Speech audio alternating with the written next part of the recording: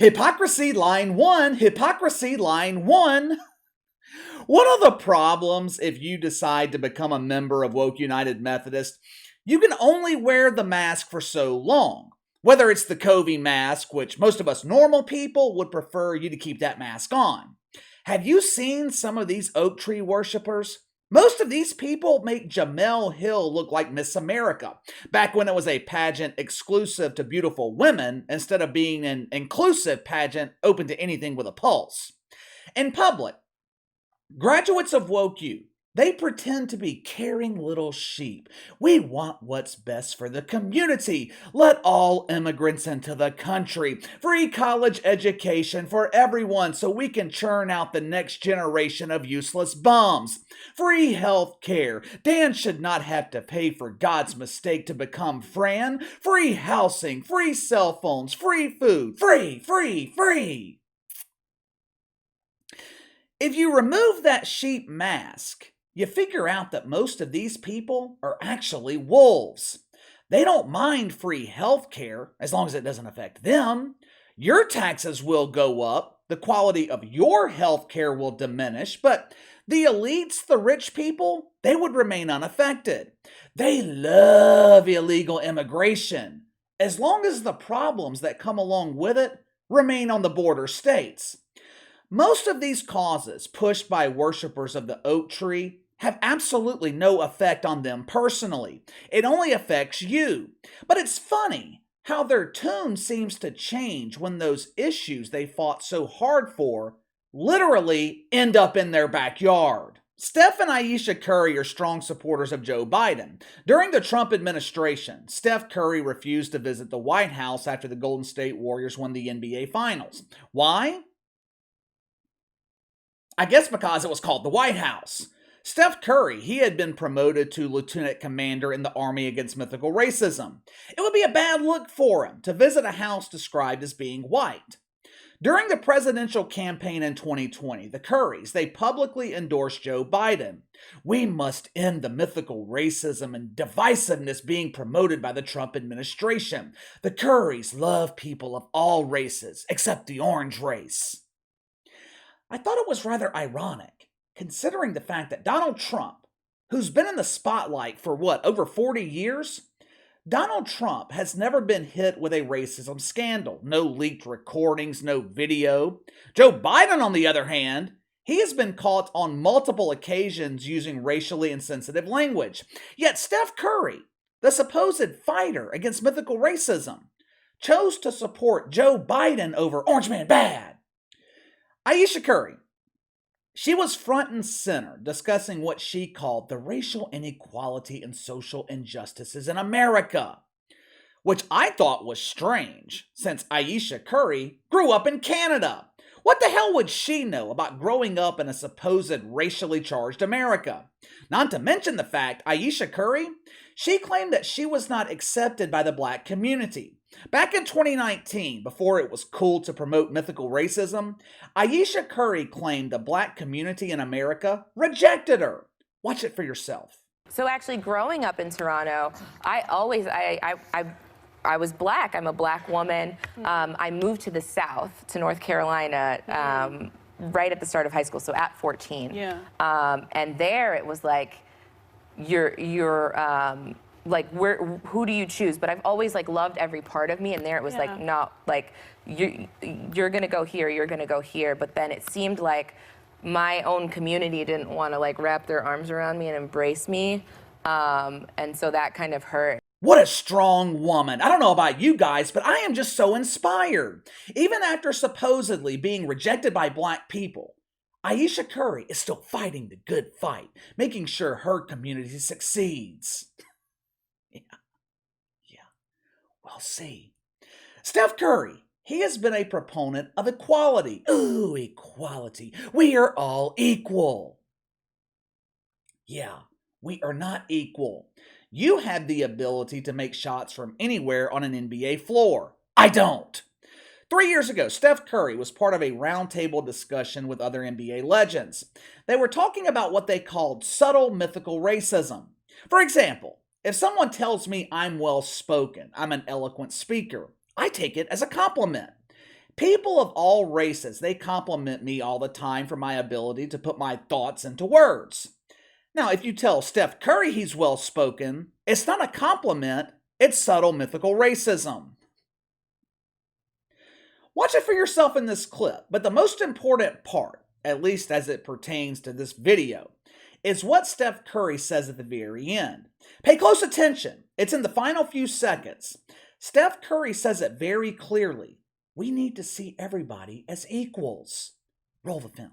If somebody knows how to be articulate, if they know how to so well spoken, come into a room and sit in a room and say, "Oh, he's so like that." That's the subtle racism and prejudice that kind of starts to add on itself. And if another white person hears that comment, they're going to think the same exact thing, and that's not going to trickle down to anybody else and be able to create opportunities for somebody else to get in that room and prove their value, prove their worth. And so it's just shifting perspectives and, again, holding everybody accountable, whether it's a private conversation, whether it's a tweet, whether it's a video, whatever it is, to do the right thing, no pun intended, but to see everybody as equal. Now, obviously, in this situation, he's talking about racial equality, but the movement that he supports, they're talking about true equality. We used to call that socialism, but that term has too many negative connotations. Plus, equality, it just has a nice ring to it. We are all equally miserable. I could keep going, but you guys get the point. If you didn't know anything about Steph Curry before watching this video, you now know he believes in mythical racism and is a fighter for the black community. Now, with that being the case, I'm wondering why Steph and Ayesha Curry are fighting so hard to stop a government housing project being built literally in their own backyard. Steph Curry lives in Atherton, California, a suburb of San Francisco. The state of California, they are leading the way in the fight for true equality, with the city of San Francisco as the captain of the welfare squad. A couple of weeks ago, the city of San Francisco floated a bill that would give long-term black residents $5 million each. We want black people to experience what it's like to receive money that you haven't earned. The evil white man has experienced this for generations. It's the black man's turn. In the spirit of equality, the city of Atherton, they decided to join the woke welfare. Steph Curry lives in a $30 million mansion. That does not sound very equitable to me. Lazy Larry, he's living in a cardboard box. Gary the garbage man, he sleeps in the back of a WNBA dump truck. We must focus our efforts on fixing this inequity, right?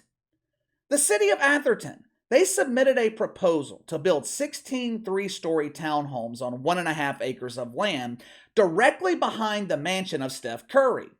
Now, land in Atherton, it's expensive, sells for around $8 million an acre.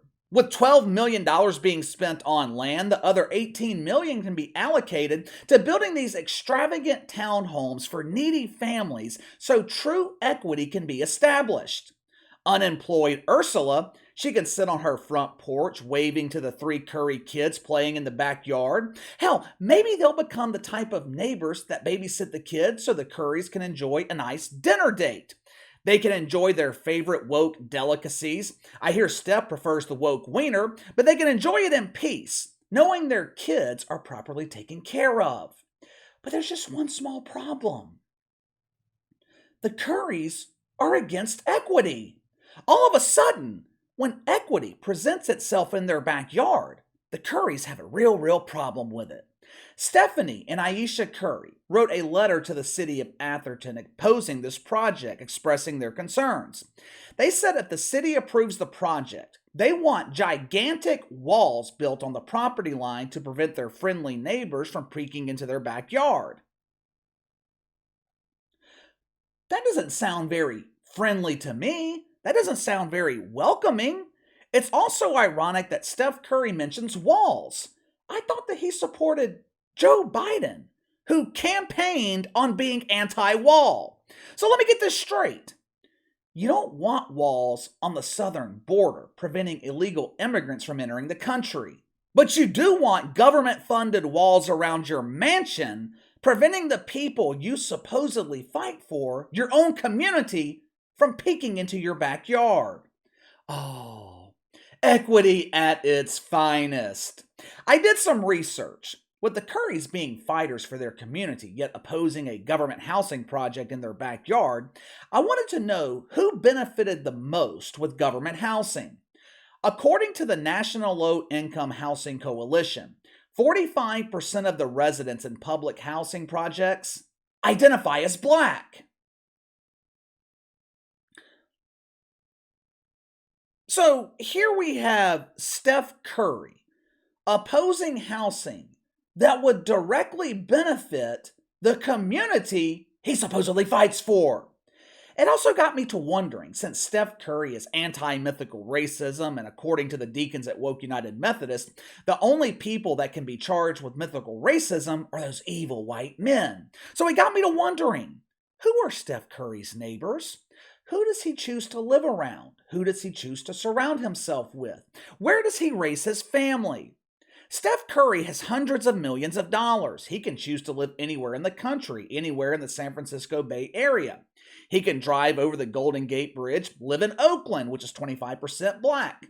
He could choose to live in the East Bay, North Richmond, 33% Black. Richmond, 27% Black. But no.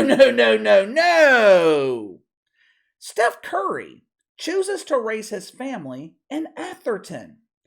Atherton, California is the wealthiest zip code in America. Median income, $250,000 a year. If you're making $150,000 in Atherton, you're probably living below the poverty line. There are 7,200 people living in Atherton, California. How many of them are Black? 124. I would imagine half of those have the last name Curry. The hypocrisy is real. Now, to be fair, if I'm Steph Curry, I would not want a government housing project in my backyard either. But I'm also not the one pushing to defund the police. I'm not the one supporting Joe Biden. I'm not the one pushing for gun control. I'm not the one claiming America is filled with racial inequities, then opposing government ideas to make things more racially equitable. It's okay for racial equity to happen in your backyard. Steph Curry, he just doesn't want that shit in his backyard. But give me your thoughts. Steph Curry, Ayesha Curry, wrote a letter to their city, vehemently opposing a housing project in their backyard. Doesn't sound equitable to me, but what the hell do I know about equity? I'm not a shit fuck. You let me know. Sound off in the comments below. Make sure to like and subscribe. Click the notification bell to receive all notifications from the channel. Best way to contact me is by email at btlkc84@gmail.com, KC_BTL84 on Twitter. I'll see you guys tomorrow.